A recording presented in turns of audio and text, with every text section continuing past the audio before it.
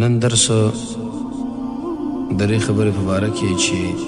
په جنتیانو کې په اعتبار د نعمتونو سره غټ انسان څوک دی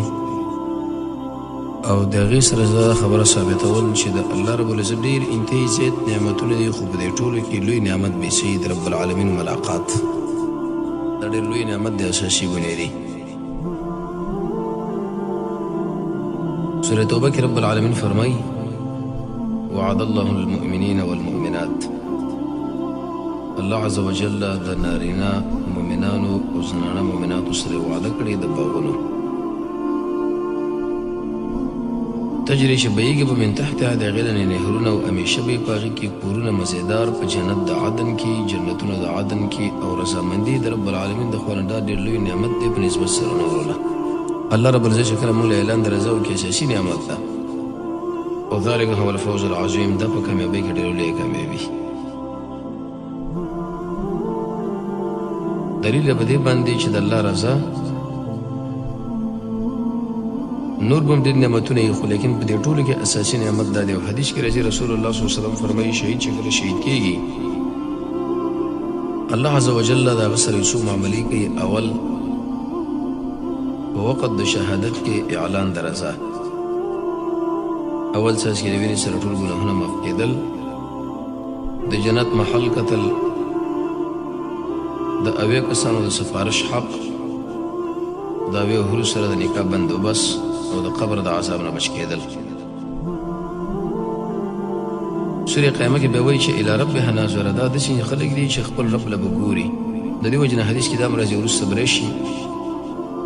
الله عز وجل چې کله جنتین جنت ته ور داخل کړي او بیا ورته دا خبره وکړي چې کوم نعمتونه نور مو کار دی، وي الله هر څه دې موږ له راکړي دي، وي بیا بس وي هر څه دې راکړي. الله عز وجل به ورته خپل ملاقات او دیدار نصیب کړي. دا ټول به رب العالمین له په سجده باندې پرېوځي. ابو هريره صاحب فرمایي چې ډېر خلک هغوی دا وویل رسول الله صلی الله علیه وسلم له شهید الله رسول الله هل نرى ربنا یوم القیامه. د قیامت په ورځ باندې موږ رب ګورو که بې نه ګورو، ځکه دا خلک څوک وایي ګورو څوک وایي نه به ګورو. د الله نبي په دې مقام کې اوس یو تشبیه ذکر کوي حاصل به دی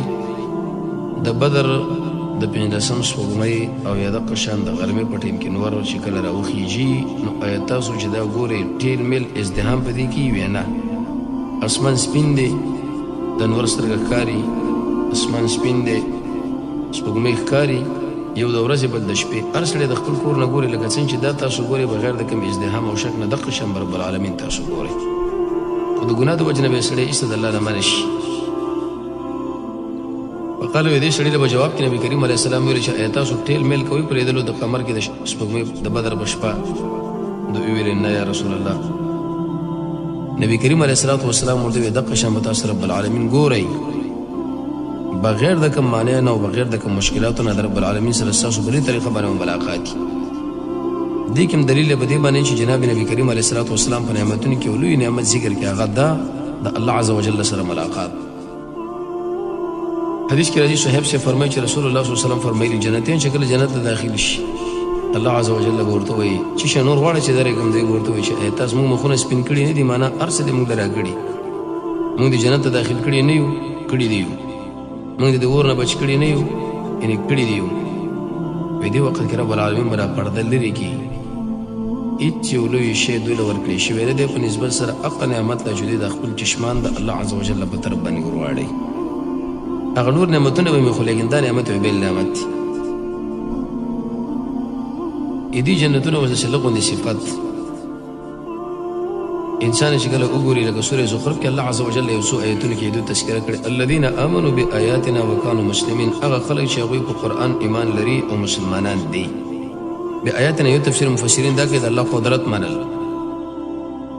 بآیاتنا بعضې مفسرین دا خبره ذکر کوي چې د رسول الله صلی الله علیه وسلم معجزات منل. بآیاتنا معنا آسماني وحی. دا څنګه دی؟ الله عز وجل به وایي ورته چې ادخل الجنه، داخل چې جنت له تاسو ستاسو به بین تحبرون، په داسې حال چې تاسو به خوند او مزې الیت هلته به نور شي یطاف دا معنی ګرځېدی به شي په دوی باندې داسې کاسې د سرو زرو او دقه شان ګیلاسونه او هغه نعمتونه به دې کې دي چې د انسان نفس غواړي او سترګې پرې ایښېږي. او دا خبره به ورته وشي چې وانتم فیها خالدون، د دنیا د ژوند غوندې به نه وي،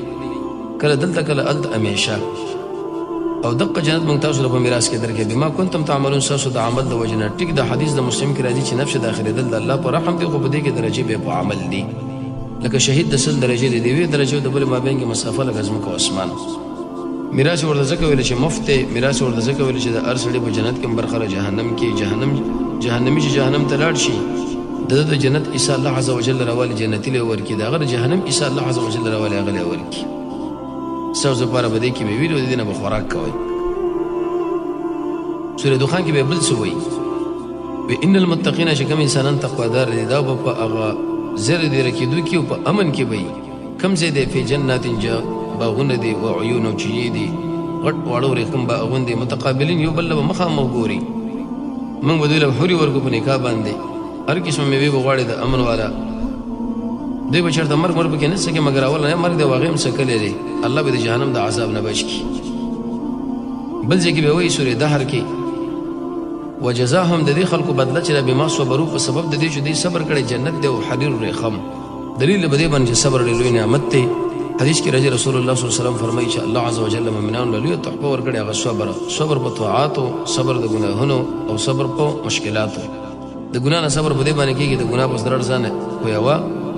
د الله نه حیا د الله د نعمتو لحاظ ساته د رب العالمین نه یریږه د رب العالمین سره محبت کوه په خپل بدن باندې شفقت کوه کله چې سړی د قرآن او سنت په درسونو کې کینی الله عز وجل به دې شي نه لري کوي واړه امیدونه ساتل د ارچا خوراک نه کول او قوي ایمان متکئین فیها علی الارائک الله یلتب تکیه ولی بری تختونو باندې نور به کې نه ګوري او نه یخنی سوري بنجدي وي میوه بنجدي وي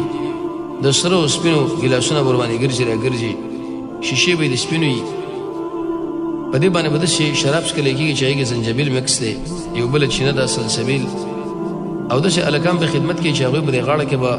او غوګونه کې به والی وي او هارونه یا همیشه به کشران یا به پناکیږي نه کله چې تو ورته ګمان وکړي ته به د شي ګمان کې دا ملغلره د خورا ورا په دې وجه باندې دا شیخ عبدالسلام رحمه الله به موږ درس کې ویلي چې دنیا کې مختلف کارونه کوي الته په دې طریقه باندې په هغې دنیا کې څوک به شربتي جوړوي څوک به خوراک جوړوي څوک به یو کار کوي نو خواره واره ده لګي ګرځي او نور نعمتونه به وګوري او لویه پاچاهي به وګوري غټ واړه ورېښم به وګوري د سرو زرو بنګړي به وګوري شراب به وګوري دا وجه ده چې د خلکو په دنیا کې د قرآن او سنت برابر عمل کړی الله عز وجل د هغې په بدله کې دا ورکړه سورې واقع کې به بل څه وي والسابقون السابقون هغه خلک چې به د دنیا کې د ټولو نه مخکې په رسول الله باندې ایمان راوړی ول به جنت ته ځي دلیل دی په دې چې د محمد رسول الله صلی الله علیه وسلم ملګري هغه به ټولو نه مخکې جنت ته ځي اولئک المقربون دا رب العالمین له نږدې شوي دي د سرو زرو په تختونو باندې به متکئین علیها متقابلین په هغې باندې به تکیه ولي مخامخ به ناسي کشران به خدمت کوي مخلدون همیشه ګیلاسونه به ورسره وي جیکونه به ورسره وي او ډکې کاسې د شرابو داسې شراب چې نه د انسان په لستر باندې درد راولي نه الټی ضحاک لیکي دنیا په شرابو کې څلور صفتونه دي یو په سړي باندې نشه راولي دویم استفراق دریم په سر باندې درد څلورم بول براس د سړي نه رواني الته به نه میوې کوم چې دوی غواړي غوښه د مرغه به چې د دې زړه غواړي داسې حوري به چې غټو سترګو والا به ته به داسې ګمان کوې لکه پټه ملغلره بې پیدي خبرې به کې نشته د ګناه خبرې نشته صرف یو خبره به کې د سلاما د استسلام جنس بعید نه ده بل ځای کې به وایي